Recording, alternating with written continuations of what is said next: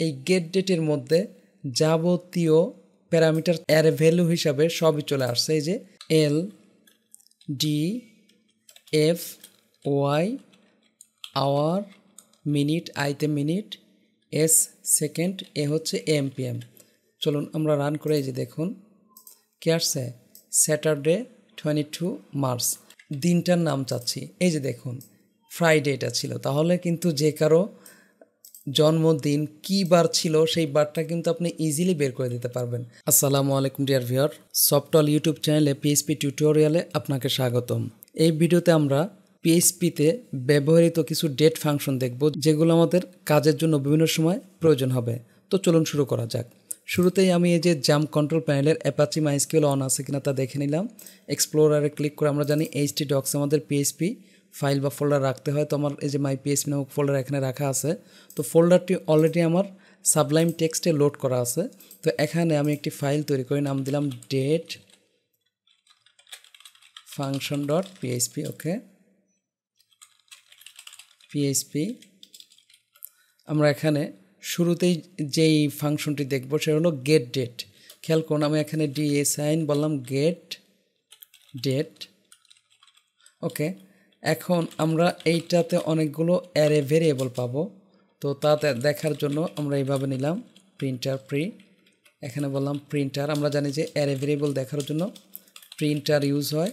ওকে, এখানে আমি বললাম ডি কন্ট্রোল এস। খেয়াল করুন, আমি যদি এখন এখানে রান করি, আমরা কি বলবো, লোকাল হোস্ট, আমাদের ফোল্ডারের নাম ছিল মাই পিএইচপি, এন্টার, কন্ট্রোল 0 দিলাম।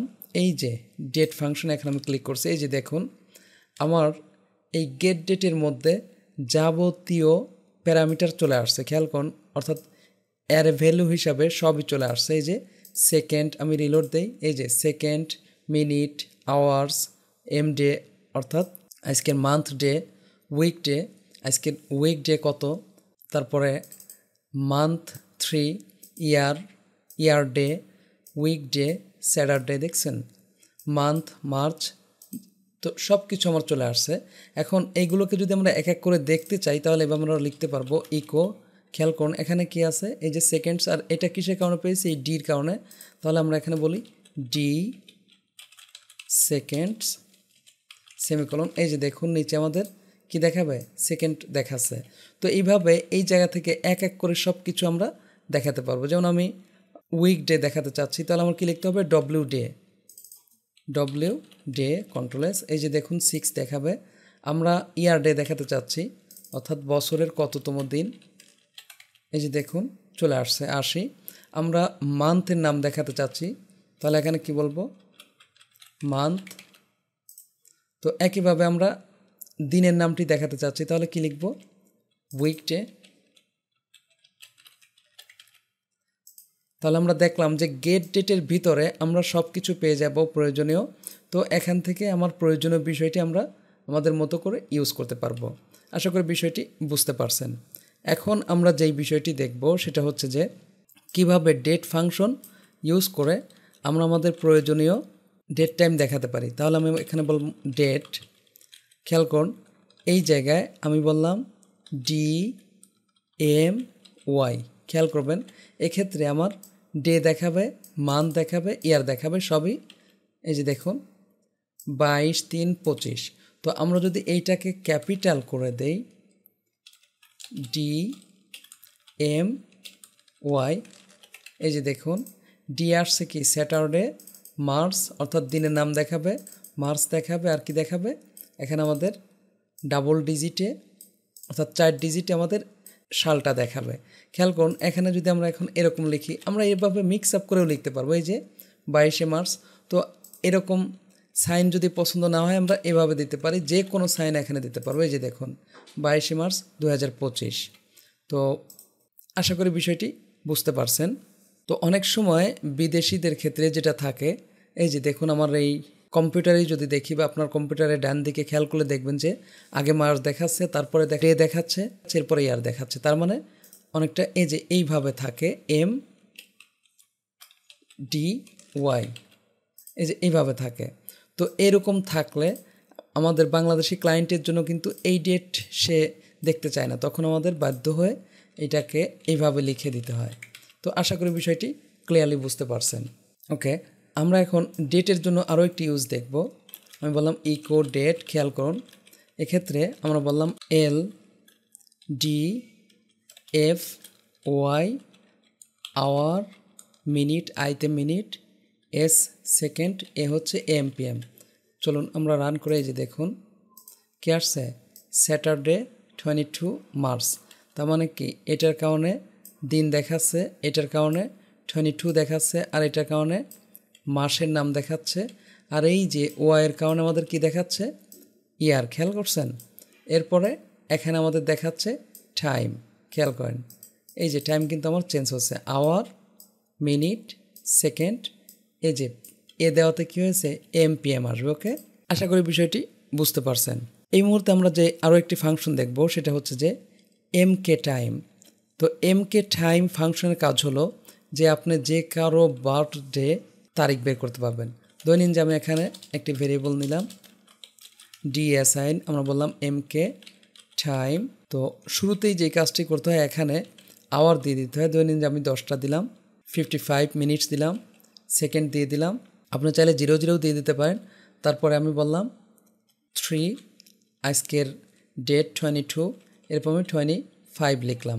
ওকে, তো এখন যদি আমরা বলি ইকো ডি, তাহলে এক্ষেত্রে আমাদের একটি সেকেন্ড আসবে, লম্বা সেকেন্ড আসবে। খেয়াল করছেন যেটা আমরা গেট ডেটে পেয়েছিলাম, তো আমাদের একটি লম্বা সেকেন্ড দেখাবে। খেয়াল করুন এই সেকেন্ডটাকেই, এই পুরোটাই সেকেন্ডে দেখাচ্ছে। এইটাকে আমরা এখন কি করব, আমাদের প্রয়োজনীয় টাইমে কনভার্ট করব। ধরে নিন যে আপনি কারো বার্থডে বের করতে চাচ্ছেন, বার্থডে কী বার ছিল সেটা বের করতে চাচ্ছেন। ধরে নিন যে সেটা ছিল হচ্ছে এপ্রিল মাস, আর তারিখটা ছিল ধরে নিন যে 2 তারিখ বা 21 তারিখ, আর সনটা ছিল 1995। তো এটা কী বার ছিল তা যদি বের করতে চান খুব ইজিলি বের করা যাবে। তো সেটা কিভাবে দেখুন, আমি এখানে এসে বললাম ইকো ডেট, জাস্ট আমরা এখানে বললাম এম ডি ওয়াই, খেয়াল করুন আওয়ার, ঘন্টা, মিনিট, তারপর আমরা বললাম এস, এরপরে আমরা এমপিএম, এরপরে এই জায়গায় আমরা কী দিয়ে দিব, ওই যে ডিতে যেই ভ্যালুটা আছে সেটা আমরা এখানে দিয়ে দিলাম, কন্ট্রোল এস। এখন যদি আমরা রিলোড দেই তার আগে একটু বিআর দিয়ে দিই, এখানে বুঝতে সুবিধা হবে। তো এই পুরো জিনিসটাকে এখন টাইমে কনভার্ট করে দেয় যে এপ্রিল 21, আমরা তো অলরেডি এপ্রিল 21 বলছি, কিন্তু না, এইটাতে আমরা কি চাচ্ছি, দিনটার নাম চাচ্ছি। এই যে দেখুন ফ্রাইডে এটা ছিল, তাহলে কিন্তু যে কারো জন্মদিন কী বার ছিল সেই বারটা কিন্তু আপনি ইজিলি বের করে দিতে পারবেন। আমি এই জায়গায় একটু চেঞ্জ করে দিই, ধরে নিন যে 1 তারিখে কী বার ছিল, এই যে দেখুন স্যাটারডে, অর্থাৎ 1995 1 তারিখ ছিল হচ্ছে স্যাটারডে এপ্রিল মাসের। আশা করি বিষয়টি ক্লিয়ারলি বুঝতে পারছেন যে এমকে টাইম দ্বারা কীভাবে আমরা যে কারো বার্থডে বা যে কোনো দিন আমরা বের করতে পারি, মাস, ইয়ার বের করতে পারি। তো এই মুহূর্তে এমকে টাইমের আরও একটি ব্যবহার আমরা দেখব। তো আমি এটাকে উঠিয়ে দিচ্ছি, সেটা হচ্ছে যে ধরেন যে আগামীকাল কী বার সেই বিষয়টা আমরা বের করতে চাচ্ছি। তাহলে আমি এখানে বললাম টুমরো বা টি বললাম, এরপর বললাম এমকে টাইম। তো এমকে টাইম আমাদের ইউজ করতে হবে, এই জন্য আমি বললাম 00, তারপরে ডেট, আমি এখানে বললাম এম। আচ্ছা, তার আগে আরও একটু বিষয় বুঝে আসি, খেয়াল করুন, এটাকে আমি কমেন্ট করে রাখি। আমরা যদি এখানে ইকো ডেট এভাবে আমরা যদি লিখি এম, তাহলে আমাদের মাসটা দেখাবে এই যে মার্চ। আমরা যদি স্মল দেই তাহলে আমাদের সংখ্যায় দেখাবে যে 03 মাস দেখাচ্ছে।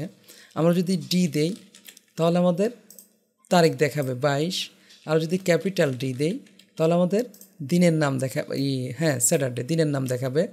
আমরা যদি স্মল ওয়াই দেই তাহলে 2 ডিজিটে আমাদের সাল দেখাবে, আর যদি ক্যাপিটাল ওয়াই দেই তাহলে আমাদের এই যে দেখুন আমাদের 4 ডিজিটে দেখাচ্ছে। আর যদি আমরা এইচ দেই আওয়ার দেখাবে, এই যে দেখুন আই দিলে আমাদের মিনিট দেখাবে। তো আশা করি বিষয়টা বুঝতে পারছেন।